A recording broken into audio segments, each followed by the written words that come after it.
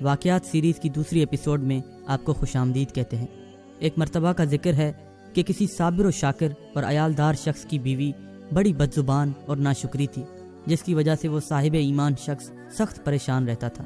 ایک مرتبہ جب گھر میں لگاتار 2-3 روز تک کھانے کو کچھ میسر نہیں تھا تو اس عورت نے جلال میں آ کر اپنے شوہر کو بہت کچھ سخت و سست کہا کہ گھر میں بال بچے بھوک سے مر رہے ہیں اور تو نکھٹو بن کر گھر میں بیٹھا ہوا ہے، کچھ تو شرم کر، کچھ تو کما کر لا تاکہ بچوں کی مصیبت دور ہو۔ یہ سن کر شوہر کہنے لگا کہ خدا کی بندی، رات کے وقت شور نہ مچا، میں صبح کو کچھ مزدوری کر لاؤں گا اور جو کچھ بھی اجرت ملے گی لا کر تیرے سامنے رکھ دوں گا۔ صبح جب وہ اللہ کا بندہ مزدوری کے لیے گیا تو کئی دیر تک دھوپ میں مزدوری کے لیے بھٹکتا رہا، لیکن اس کے باوجود کوئی کام نہ ملا۔ جب اس بندہ خدا نے یہ حال دیکھا تو جنگل میں چلا گیا اور رات تک وہیں عبادت الہی میں مصروف ہو گیا۔ اور جب رات ہوئی تو یہ سوچ کر کہ خالی ہاتھ دیکھ کر خدا جانے یہ عورت کیا طوفان برپا کرے گی، چپکے سے گھر میں داخل ہو کر بستر پر لیٹ گیا اور دل ہی دل میں خود سے کہنے لگا کہ صبح اٹھ کر کہیں سے مزدوری کر لاؤں گا۔ رات کو جب عورت کی آنکھ کھلی تو کہنے لگی، میاں اب تک کہاں تھے اور کچھ کما کر لائے کہ نہیں؟ اس نے جواب دیا کہ میں جس کی مزدوری کر کے آیا ہوں وہ بہت بڑا رحیم و کریم ہے، اس نے کل مجھے مزدوری دینے کا وعدہ کیا ہے۔ اس پر عورت نے تانا مارتے ہوئے کہا کہ ہمارے بال بچے بھوک سے مر رہے ہیں اور تم لوگوں سے وعدہ کرتے پھر رہے ہو۔ اگلے دن پھر وہ شخص کام کی تلاش میں نکلا، مگر خدا کی شان اس دن بھی اسے کوئی کام نہ ملا اور وہ مجبور ہو کر پھر جنگل میں چلا گیا اور رات تک وہاں پر عبادت اور گریہ ازاری میں مشغول رہا۔ رات گئے جب ڈرتے ڈرتے گھر میں داخل ہوا تو اس کی بیوی پہلے ہی اس کے انتظار میں کھڑی تھی اور دیکھتے ہی کہنے لگی، کہاں ہے 2 دن کی مزدوری؟ لاؤ میری ہتھیلی پر رکھو۔ اس بیچارے نے گھبرا کر جواب دیا کہ آقا نے کل 3 دنوں کی مزدوری دینے کا وعدہ کیا ہے۔ یہ سن کر عورت آگ بگولا ہو گئی اور غصے میں کہنے لگی کہ اگر اپنی بھلائی چاہتے ہو تو کل 3 دن کی مزدوری لے آنا، ورنہ مجھے اپنی شکل بھی نہ دکھانا۔ صبح کو اس عورت نے ایک تھیلی اس کے ہاتھ میں دی اور کہا کہ 3 دن کی مزدوری اس میں لے آنا اور خبردار خالی ہاتھ گھر میں قدم بھی نہ رکھنا۔ یہ سن کر اس خدا کے بندے کی نظر عالم اسباب سے اٹھ کر مسبب عالم کی طرف جا پڑی اور اس وقت سیدھا جنگل میں جا کر عبادت الہی میں مشغول ہو گیا اور اللہ کے حضور گریہ ازاری کرنے لگا۔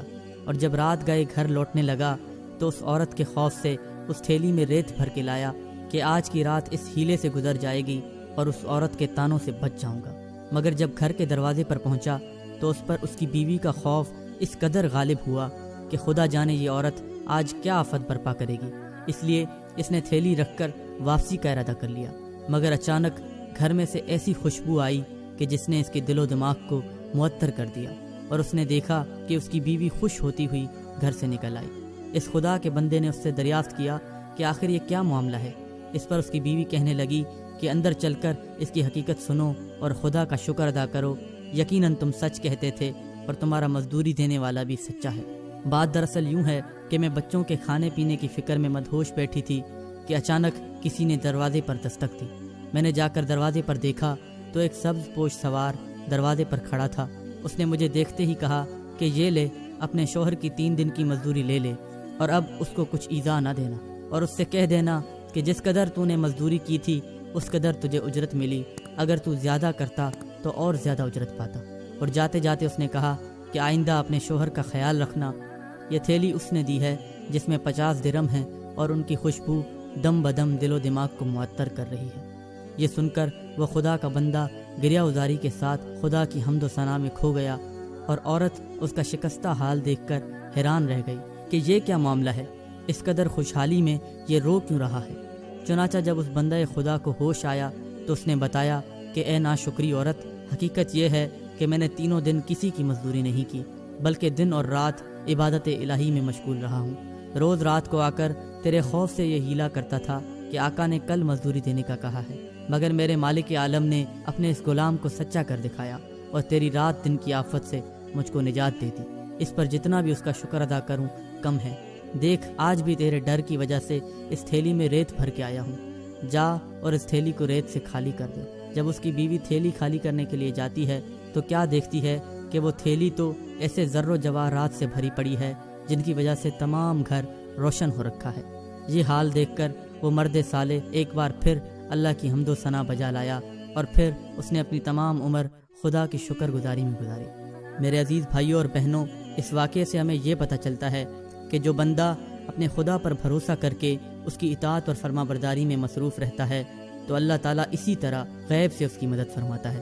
آج اگر ہم اور آپ کسی پریشانی میں مبتلا ہیں تو ہمیں چاہیے کہ ہم صبر اور شکر سے کام لیں اور اللہ تعالیٰ پر پورا بھروسہ کرتے ہوئے اس کی اطاعت اور فرما برداری کریں، تو پھر یقیناً اللہ تعالیٰ ہمارے لیے غیب سے راستے نکالے گا۔ اللہ تعالیٰ وہاں سے ہماری معاونت فرمائے گا کہ جس طرف ہمارا خیال بھی نہیں گیا ہوگا۔ اللہ تعالیٰ ہم سب کو عمل کرنے کی توفیق عطا فرمائے، آمین یا رب العالمین۔